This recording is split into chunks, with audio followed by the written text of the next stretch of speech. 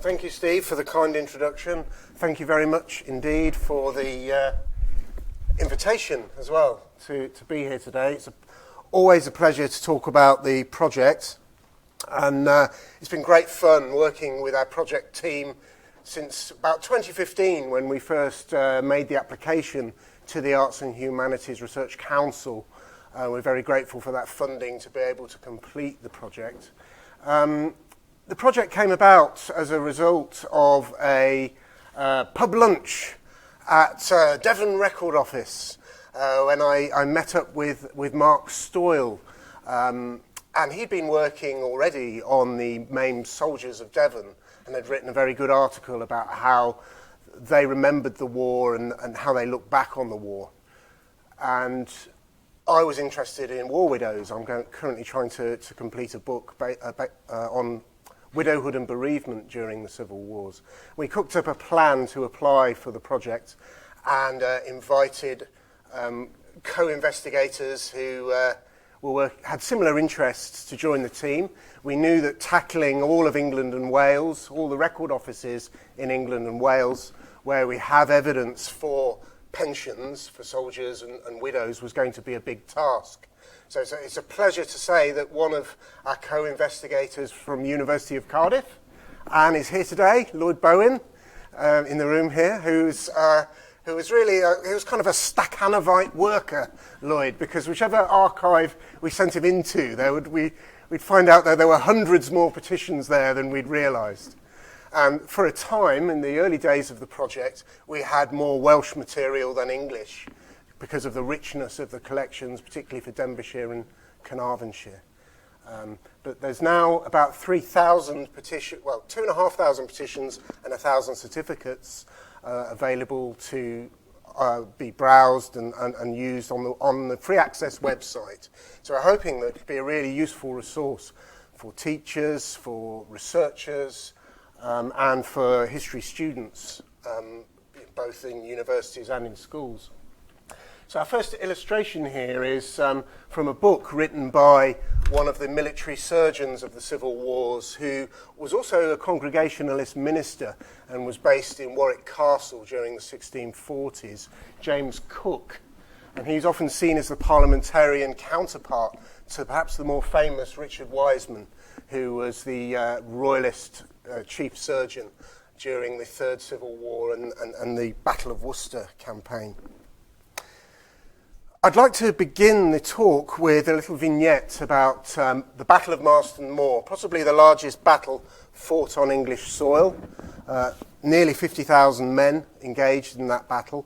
It's known as the Battle of the Five Armies, and it ended in a particularly ugly and brutal way when a lot of the Royalist infantry were slaughtered fleeing towards York. Now, it says here we have 34 petitions and certificates on the website that mention the battle. There's probably more than that now, because quite a lot more material has been uploaded, and you can easily search for particular battles just by clicking on the events tab on the website, and you can see then you get a nice list of all the evidence we have about maimed soldiers and war widows connected with a particular battle or event. Now, the most recent book on the battle by Peter Newman and Peter Roberts argued that the spirit of the age was against worrying at wounds, and that the carnage was so harrowing, both sides considered it best to be forgotten. Newman was especially interested in the Royalist Officer Corps. He was very attracted to the principles of honour, dignity and sacrifice amongst the Royalist gentry that he found very interesting, very alluring. And so he was commenting there on the lack of elite accounts from the elites, certainly from the Royalist side, about how the battle had gone. But of course he really rather overlooked the rank and file. He knew that these petitions from ordinary soldiers were there, but he didn't really use them in any of his work. And there are, as we've seen, there are many of these, and they give us a lot of details that are of interest to historians of what it was like to fight in the civil wars, what the nature of the conflict was like, and also for historians who are increasingly interested now in how the wars were remembered, especially by ordinary people in the generations that followed, but also, of course, to medical historians, because they give us these examples, these wonderful, often very richly detailed examples of the kinds of wounds they'd suffered, and sometimes, too, the nature of the treatments that they'd been through as a result.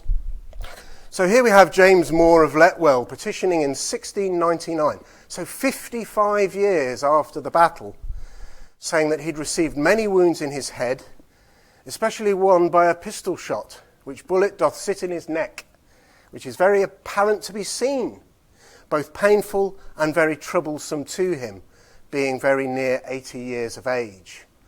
So often wounded soldiers were required to show their wounds at the quarter sessions courts where they were petitioning for pensions, and sometimes they'd have to strip in order to show their wounds, to satisfy the justices of the peace that their wounds were genuine and that they weren't counterfeits. And from this petition, it sounds very much like this man was able to point to the lump in his neck where this pistol ball was still sitting 55 years after the battle. And this was signed by 15 of his neighbours. You'll see all of these petition signatures and marks down there in the right-hand column. And of course, his neighbours had a vested interest in him succeeding in claiming a pension, because that would move him off parish poor relief, or make him less dependent on parish poor relief, and onto a county pension. The pension scheme was administered on a county-by-county basis, and would therefore sort of spread the cost of his welfare and maintenance. And he's awarded £2 per annum, which is a kind of probably close to the rough average of an annual pension that maimed soldiers were awarded, although this fluctuates a lot depending on the wealth of the county and the moment of the petition, and how overrun the county chest is with claimants. So this James Moore fellow was not a lone figure. Into the 18th century, there were still these little knots and networks of wounded and maimed soldiers, still very much a visible presence in local society. And just 5 miles away, there's a cluster in 2 neighbouring parishes that had both sent men to join the Royalist garrison at Doncaster and at Lincoln. 8 of these were petitioning in the 18th century. So the process of petitioning for these pensions would have reignited memories of the war and circulated stories about the war amongst the younger generations. And the last payment we have found nationally is to William Lever as a pin maker in Aylesbury in 1718 to cover his burial.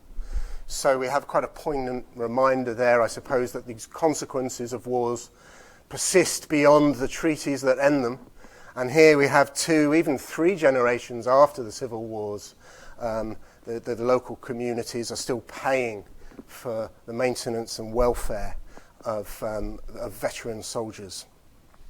And quite often, as in the case at Aston, the rector was brought in to try to help to certify and validate claims by using the parish registers to prove that claimants were old enough. You know, certainly by this stage, by the 18th century, to prove that these individuals, or to lend weight to their case, that they were old enough to have been in the civil wars.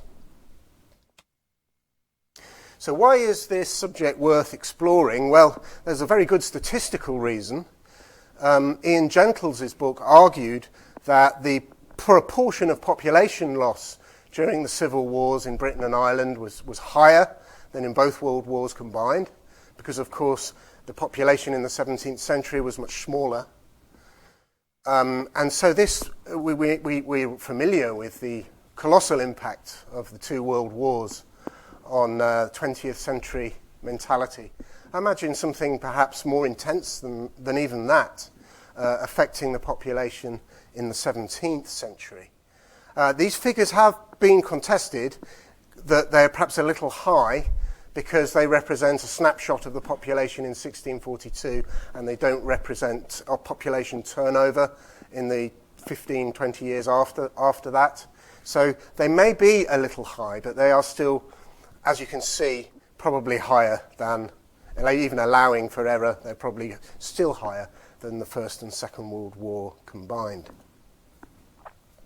You'll notice much larger numbers in Scotland and Ireland in terms of percentages. We'll never really know about Ireland because we don't have the full source material to reach statistical conclusions, but we do know that it's widely agreed that there's a population catastrophe in mid-17th century Ireland for a variety of reasons, but all coming back to the Wars of the Three Kingdoms.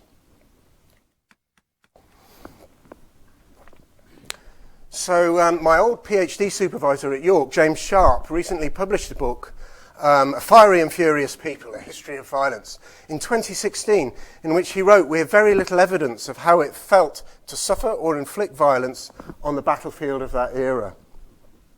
So he keeps on giving, 20 years on, my PhD supervisor, because I like to think now that maybe that was true in 2016 when he wrote that, but I think that's no longer the case now. Now that this project's been completed, with all of this material now available online, I think he might, if he was rewriting that book now, he might be tempted to change that. You can see there's a large number of individuals that can be researched on the website, so it's useful for family historians too, because there's lots of payment records that survive. So there's lots of individuals and payments named. We know how much claimants were awarded at particular moments, even where we don't have a petition that survives for them. And in some places we've been able to map them as well, to show which villages and communities they came from, and compare the royalists and the parliamentarians to see which parts of the country they were from, and if there were any patterns that emerged there. So this is the core of the project team. We have been helped by a large number of research assistants doing the hard graft of uploading the material onto the database, checking the transcription work, modernising the transcriptions for use by schools and that kind of thing. And so we've been very lucky we've benefited from a lot of goodwill. Also, of course, from county archivists who have organised the digitisation work for all of the documents that we've had digitised. So we're very grateful for all of that support, and also to the National Civil War Centre at Newark-on-Trent, who were our public engagement partner. We put together an exhibition on medical care and welfare and surgery in the civil wars there in 2016, which ran for 3 years, entitled Battle Scarred. And there are elements of that exhibition still in place. If any of you have not visited, do please go and take a look. The star attraction is General Fairfax's wheelchair, which they have in a pride of place as you go in.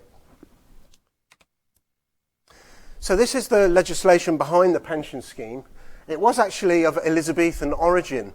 There's a Canadian scholar called Geoffrey Hudson who wrote his PhD in the 1990s at Oxford on the pension scheme from the Elizabethan period onward. And so he was the trailblazer of the topic, along with a gentleman called Eric Gruber von Arnie, who investigated the parliamentarian military hospitals in London, the first permanent military hospitals in Britain, during the 1640s, investigated their archive to suggest that the medical care in those institutions was really quite respectable and quite advanced. And some of the modern principles of nursing were established in the 17th century.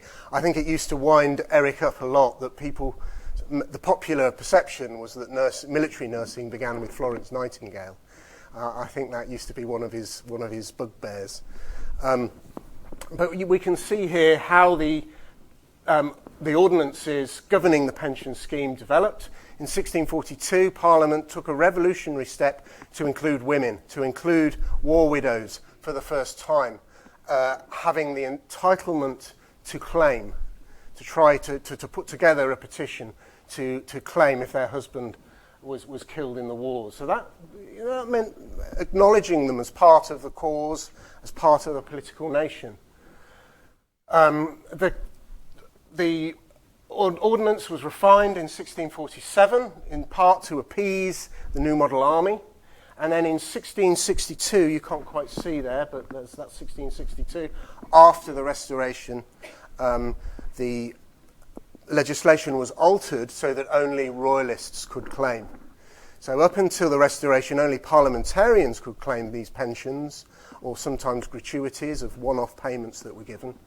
And after the Restoration, that all changed, and the parliamentarian claimants were all weeded out, removed from their county rolls, and replaced by royalist claimants. And in particular, the 1662 Act specified that the claimants had to have always been loyal.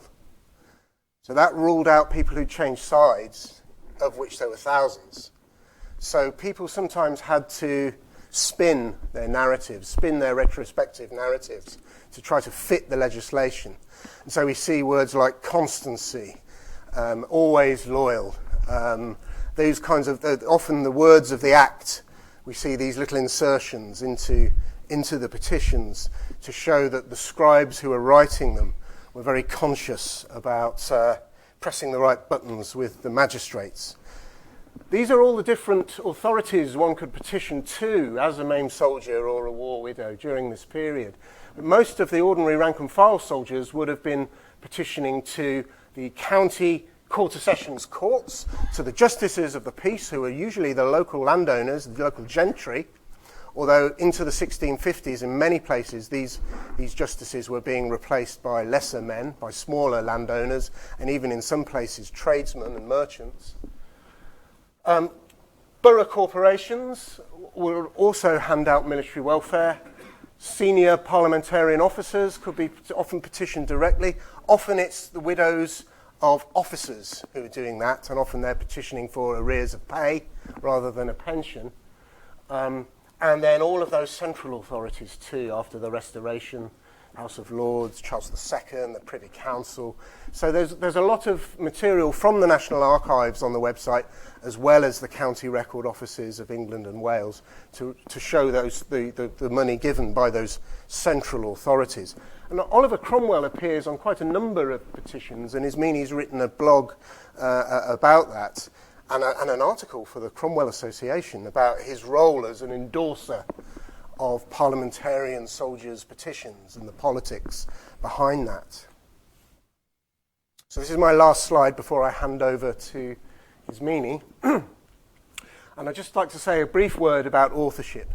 Because most of our petitioners were illiterate, many of them are unsigned, and of course they would have been written for them by a literate acquaintance, possibly the local clergyman, quite often the clerk of the peace, or someone with a rudimentary legal training at least, who understood the wording of the ordinances and acts so that they could make sure that it was worded in such a way to show that they qualified for relief.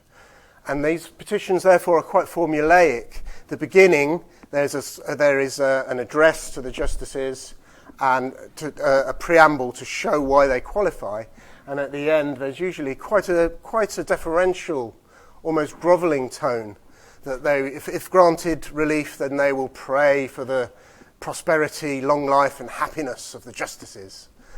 So there's a blend of a mixture of advancing their claims for recognition and entitlement, but also trying to make sure that they don't overstep the mark and to do so in as deferential way as possible. So the three themes of our project were conflict, welfare and memory. We're going to concentrate today on the welfare and the medical side of things. But I think we're showing now that we're changing opinion. So one of our co-investigators, David Appleby, back in 1996, this was at the beginning of his career as a historian. He probably won't thank me for putting this quote on the slide there. But he said what kind of reflected the general accepted view of that time, that a wounded soldier was better advised to pray to God for deliverance than rely on the barbarous technology of the medics. So I'd like to invite Ismini to suggest that Dave was wrong about that, and to explore what sort of medical care was available to the soldiers, and how successful it was.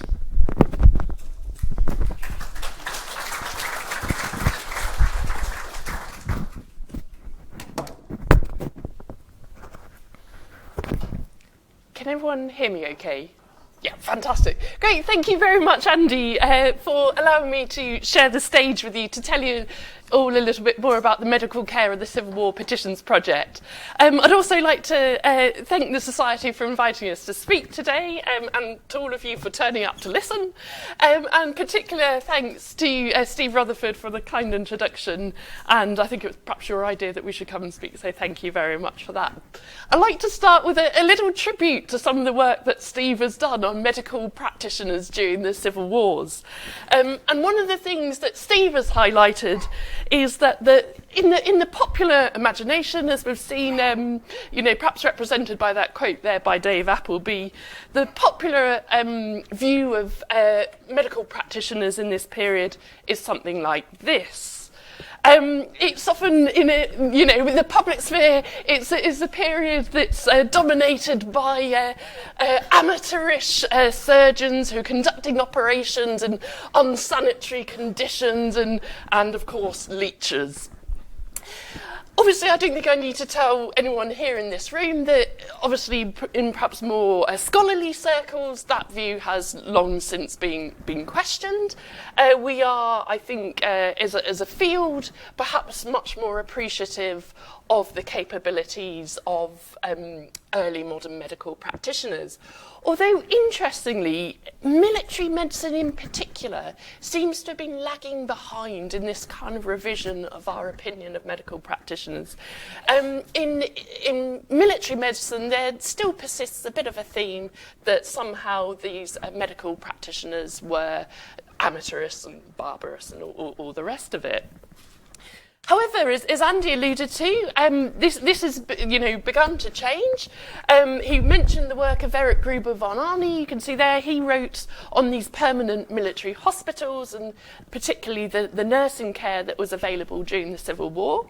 I've written an article looking at the medical provision in Civil War armies, and my argument is that the numbers of medics that are provided and the regularity with which they're treating people is pretty good for the standards of the time. It's certainly comparable with the rest of Europe, and in a lot of cases actually a lot better. And then Steve himself has written a lot on the kinds of treatments that were available, and in particular he is focused on the writings, the printed works of the two surgeons that Andy mentioned at the beginning. So Richard Wiseman there on the left, he was a royalist military surgeon, and he later, after the Civil Wars, became Sergeant Surgeon to Charles II. He's quite a famous practitioner, and you can see him next to his book there.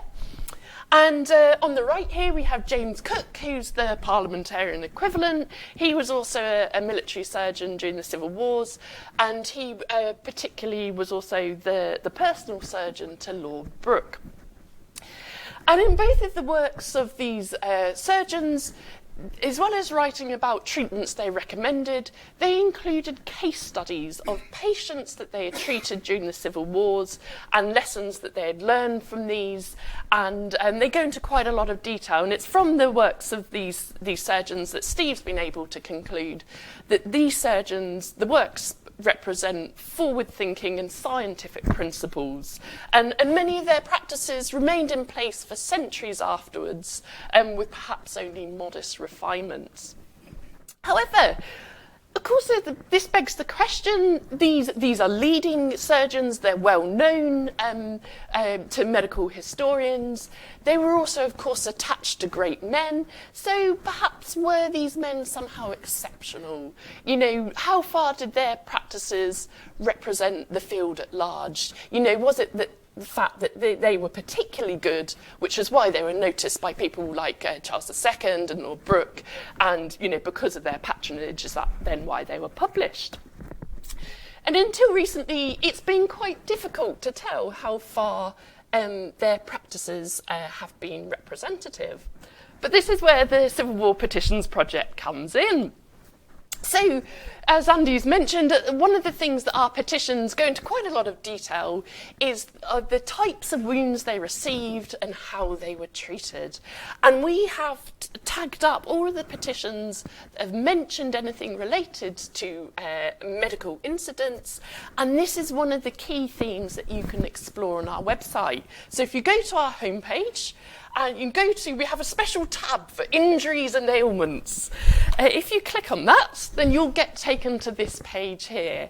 And from here, you can explore both the types, the ways that they received these injuries and where on their body the injuries were located. So and you can see we've grouped these under sort of general categories. And if you click on each of these things, you'll get taken to, for example, all of the petitions that mention shot injuries.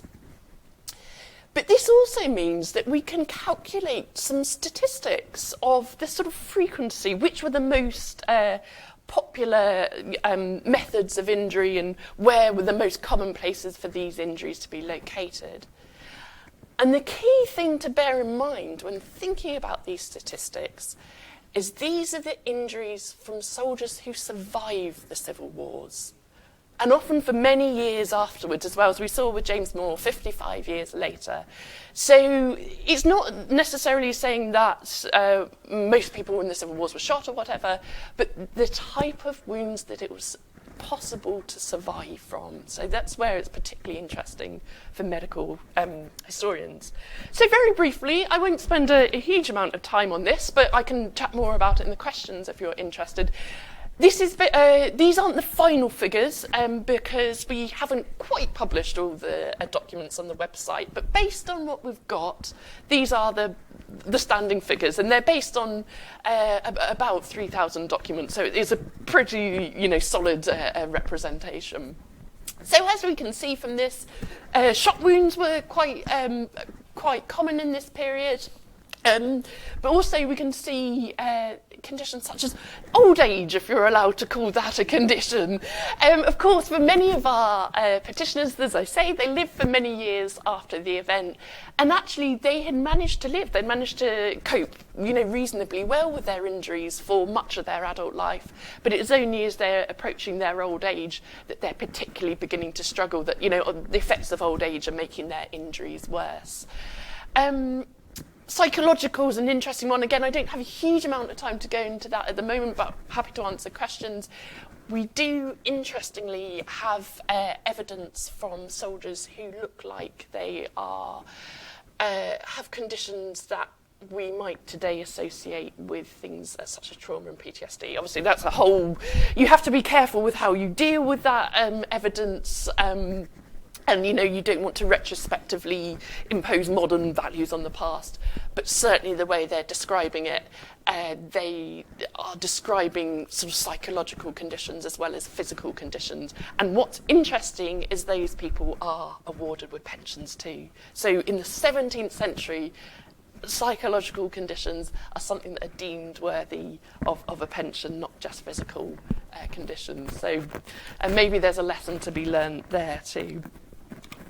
So, thinking back to our homepage, the section that I want to concentrate are on these injury locations. Where in the body did our soldiers receive their wounds?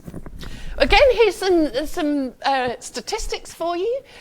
And I think the thing that will probably stand out to you most dramatically is the majority of the wounds mentioned by the soldiers are from the arms and legs, the peripheries of the body, if you like. And there are two reasons for this. Firstly, a practical reason. In order to claim a pension, you had to explain why you could no longer do your normal job. And obviously most of our rank and file soldiers were labourers. They did labouring, physical work. And so therefore it's logical that they should mention how injuries to arms and legs and hands and, stop them from doing physical labouring jobs. So a practical reason there. But of course, I'm sure it's occurred to you, there's also a medical reason for this. wounds on the periphery of the body are much more likely to be survived than those received, in your torso, where your organs are, your head. Torso and head, obviously, are the most, how do you describe it, sort of dangerous parts of the body to receive a wound in, perhaps. With this in mind, it's quite interesting to see the reasonable number of soldiers who received wounds either to the torso or head and survived from these. And this is particularly interesting because the surgeons that I mentioned, Richard Wiseman and James Cook, both agreed that wounds received to the head or the torso were the most difficult to treat and, the least likely wounds to be survived. So we can see that the surgeons in Civil War armies have probably cured some surprisingly difficult cases.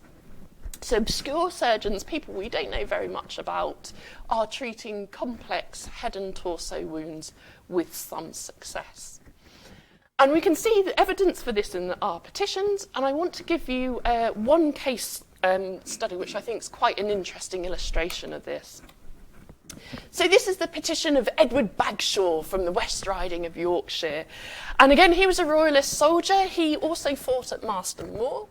And as you can see from his petition, he received many wounds and cuts in his head, insomuch that your petitioner had 9 bones taken out of his skull. Now, this is quite interesting because it seems to suggest that the surgeon, whoever treated Edward Bagshaw, and we don't know who it was following a procedure that was standard at the time and described in the works of both Richard Wiseman and James Cook. So in his military surgical manual, Wiseman recommends that if anyone receives a gunshot to the head, that it pushes pieces of the bones into the membrane underneath. He suggests that you cut open the scalp and lift out the pieces of the bones. So it seems to be following this kind of procedure. Wiseman, incidentally, did recommend that surgeons don't take out too many pieces of bones. He said you should never take out more than needs must.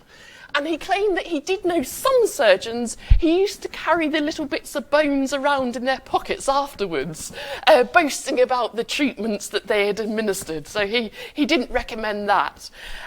He also recommended when carrying out this operation that the surgeons should plug his ears and they should also plug the ears of the patient. He said that way the patient won't hear the awful sounds that are going on around them. And he said it also means that the surgeon, by blocking his ears, he won't have to listen to, in his word, the prattlings of the standers-by. So it seems to be that whoever treated Bagshaw is following the recommendations that are laid out in the works of Wiseman and Cook. Perhaps particularly interesting is Bagshaw goes on to say that all that nourished your petitioner for 3 weeks he received in as a hole in the side of his head. So he's not eating through the normal processes of eating and digestion. He's being fed directly into his sort of back of his mouth and throat. For all the medics in the room, this is where I start to get on slightly dodgy territory. I'm not a medic. I don't know the proper ins and outs of this, but my understanding is that enteral nutrition, I think is the word for it, where you're fed directly into the gastrointestinal tract, is quite common in modern medicine, but you still have to be quite careful because there is a susceptibility to infection and that sort of thing. So it's quite interesting that we can see this process taking place in the 17th century. And what we see is this practice it's not just that it's representing practices recommended by the foremost English surgeons at the time, but also those who are practicing across Europe as a whole. So this is a military surgical manual published by Johannes Scoutatus. Now, he was the town surgeon of Ulm in Germany, and he was there during the 30 Years' War, and Ulm was captured by Swedish forces, and Scoutatus got drafted into military service to treat military patients. And he specialised, as a result, in the treatment of head wounds, and he talks a lot about how you should treat gunshot wounds to the head. And actually, this is one of his the illustrations from his book. It's published posthumously after his death. The English version is published in 1655. And as you can see, he's recommending the same procedure of opening up the head, taking out the bits of bones, and then dressing the wound to allow it to heal. We have examples of English surgeons following the same practice of well-known European surgeons as well. And interestingly, Scoutatus had a case of a Swedish cavalry officer who had been shot in the jaw, and again, he wasn't able to eat in the normal way. And so Scoutatus used what he called a tunnel to feed this soldier. He could feed him barley broth, again, through a hole in the side of the head. And here's an illustration from his book showing that process. So, an example from the Civil War, from an obscure surgeon who we know nothing about, following the practices of both well-known English surgeons but also well-known European surgeons of the day. And, Bagshaw lives to a ripe old age as well. He's petitioning long after the event that he's describing, so he's survived thanks to the work of these surgeons. An example of a torso wound for you comes from a petition from a parliamentarian soldier, John Latch. So he's in the parliamentarian garrison in Gloucester, and he describes in his petition where he's going out on patrol and he gets caught up in a skirmish at Painswick. And he says that he there received in that fight 13 wounds and there lay in misery from Monday till Tuesday following. And besides my wounds, they leaving me dead, rode on me with their horses, and denied me quarter, whereby my kidneys were rent from my loins, and some veins broken, whereby my body is weak through the loss of blood, besides they stripped me of my coat and boots. Fairly horrific wounds we can see being described there. Now, again, we don't know for sure who treated John Latch, but we think he was probably treated by a man called Mr. Carradine, because another parliamentarian soldier from the same garrison at Gloucester describes getting caught up in the same skirmish at Painswick, and he says, again, he describes similar wounds to Latch. He talks about the enemy riding on him with their horses. And he says that he's treated after that by a Mr. Carradine the surgeon. Who's Mr. Carradine the surgeon? We have no idea. We have no idea about this man. We know nothing about his training or his practice or anything. So, quite an obscure individual. But what's interesting is this petition from John Barrett that goes on, he is very complimentary about the treatment he receives from Carradine. He says that he'd almost cured him of all his wounds, and he never asked for any money to do it. He was a good surgeon. And so again, this begs the question, we've got an obscure surgeon treating a very complex type of wound here. And even James Cook, the parliamentarian surgeon, says that damage to the kidneys is really difficult to treat. You have to be particularly careful, he says, if the tissue around the kidneys gets damaged. Although he says they are sometimes survivable. And James Cook recalled treating a soldier who had similar types of wounds to this, damage to his kidneys. And when he first met the man, he didn't give him much chances. He didn't think he was going to survive. And he basically records how he gave him the best treatment he did, but he didn't expect to see him in the morning. So he was quite surprised when he came back to the garrison in the following morning to find the man that he had treated sat up in bed and smoking a pipe. So these type of wounds, very difficult to treat, but they are treatable and they are survivable. And again, what we're seeing is obscure surgeons treating to the standards of the likes of Cook and Wiseman. Just quickly to finish, putting it into a little bit of perspective, we shouldn't underestimate the pain and the disabilities that often resulted from these wounds. Yes, they are treated, yes, they survive, but many of our petitioners do live with quite painful and debilitating wounds for a while afterwards. And this is an example from William Gray of Braintree in Essex. And this is a certificate that's written for him by a surgeon who inspects his wounds. And I love this one because he's describing his injuries, and he says he has an imbecilic leg. Quite what that means, it obviously doesn't work very well, but I thought that was a wonderful way of describing it.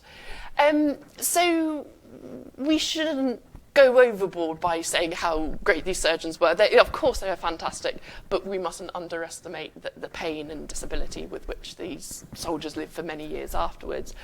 But to put it into a little bit of perspective, what we seem to see is a recognition of what was treatable and what was not. And this is where the published theory and the actual practice seems to coincide quite well. The example with which Andy started, he talked about James Moore, the man who had the pistol bullet in his neck. We have several examples of soldiers who still have bullets in their body many years afterwards. But what is interesting is all of these seem to be near joints. And this seems to be because surgeons are following, again, the practices that were established for the day. So this is, I'm sure, not a stranger to many of you, Ambrose Paré, the great French surgeon who revolutionised the treatment of gunshot wounds. And his recommendation was that if a gunshot wound was in a fleshy part, yes, extract the bullet, take it out. That's definitely the way forward. But if it's anywhere near the joints, he recommends that you don't actually take it out, because he says around the joints there you've got the nerves and the blood vessels. You're likely to cause a great hemorrhage. It's likely to endanger the life of a patient. So if you leave the bullet in, yes, it will be painful, but actually their chances of surviving will be better than if you try and extract it yourself. So obviously we have evidence of soldiers with painful and debilitating wounds. It shows that there's kind of where they've had the bullet left in, it's following the recommendations of the day. So there's no reason to believe that our surgeons in the Civil War were any less competent than either their contemporaries in England or Europe as a whole. Andy, would you like to finish off? Yeah.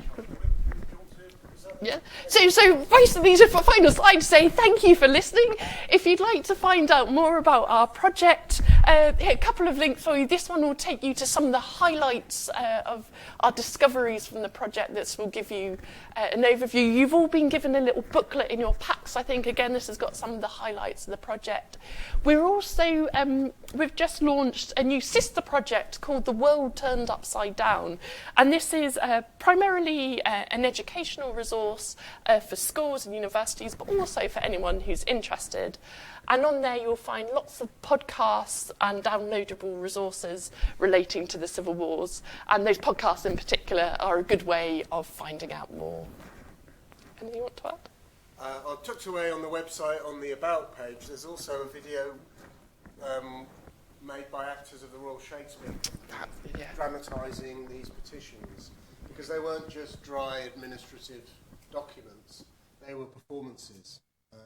Petition would have been read out at the Sessions Court, the soldiers' wounds would have been examined, the widow would have brought in young, vulnerable-looking children to represent a very forlorn picture for the magistrates. So we wanted to have a go at showing that, and during lockdown, the actors for the RSC who were on furlough my wife was one of them, and they were looking for something to do, and it was her idea. And she said, "Why don't we dramatise some of these petitions?" So there's about a half-hour video called Battle Scarred on the website too, where you can see the actors portraying soldiers describing their wounds at the Sessions Courts. Brilliant. I think that's that. Thank you very much for listening.